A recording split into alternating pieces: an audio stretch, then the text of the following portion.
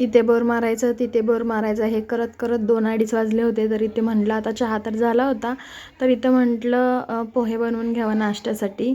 तर इथे मी म्हणजे एवढे जास्त पोहे मी पहिल्यांदाच बनवत आहे. म्हणजे 2 किलोच्या बरोबर, म्हणजे 2 किलो बरोबर होते एवढं. तर इथे मला खूप टेन्शन आलं होतं, कसं होतंय, काय होतंय, म्हणजे टेस्ट होतंय का नाही, कारण की कधी बनवलेलंच नाही आहे ना एवढं. म्हणजे जास्तीत जास्त एक 6 ते 7 माणसांसाठी मी बनवू शकते, पण एवढं जास्त माणसांचं आता पहिल्यांदाच बनवते. तर इथे सगळ्यात पहिल्यांदा मी चहा पिऊन घेतले, जरा डोकं शांत घेतलं. आणि इथे तुम्ही पाहू शकता आता मस्तपैकी टोपलं वगैरे ठेवलं आणि जे काही पोहे आहेत ना ते भिजवायचं मला टेन्शन आलं होतं, म्हणजे कसं भिजवायचं. तर मी पण 2-3 जाळ्या आहेत माझ्याकडे, त्यात सगळे भिजून ठेवलं आणि एका टोपल्यामध्ये काढून घेतलं सगळं आणि छान सॉफ्ट असे होऊन दिलं. म्हणजे जास्त मऊ नाही केलं, कारण की मग खिचडी व्हायला नको किंवा.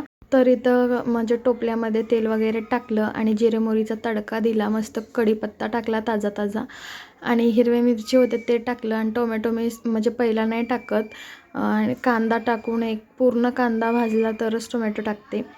तरी ते बघते तर काय हळद संपली होती, मग हळद घेतली काढून आणि भरली मसाल्याच्या डब्यात.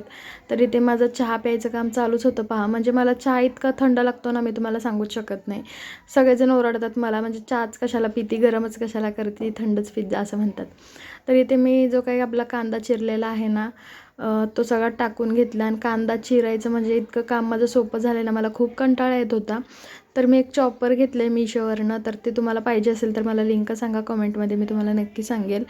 तर इथे माझं जे काही पोहे वगैरे बनवायचं काम होतं ते बनवून घेतलं आणि इथे अंशिका पण उठलेली आहे पहा. तर कसे दिसायला तर तुम्ही सांगूच शकता कसे दिसत आहेत, मला नक्की सांगा कमेंटमध्ये. आणि मी नंतरनं टेस्ट केलं, खूप छान झालते. तर चला भेटूया नेक्स्ट पार्टमध्ये. बाय.